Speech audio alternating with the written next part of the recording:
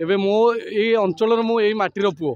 तो आपण मैंने भल पाइक डाकुंट तो मु आसूची ये सब आपण मैंने भल पाइबा देइचंती। देखंतु प्रकाश नायकर मु मो शिखी शिक्षा जे माननीय मुख्यमंत्री 4.5 कोटी जनता मौड़मणि से जे कि लोक सेवा करुँच आम समस्ते से गोटे गोटे कर्मी शिखीचु किपरि लोक सेवा करे तो मोर मु मो अंचलवासी सहित अच्छी तो मु अंचलवासी सेवा करुँची करूथी लक्ष्य मु सबुबले एमती मते आपण माने भल पाइबा देउथांतु मु आपण मानक सेवा करूथे एटा ही मोर लक्ष्य। प्रकाश भाई वेलकम 24 निर्वाचन आसुची किछि रणनीति देखंतु 14 निर्वाचन आस्तिला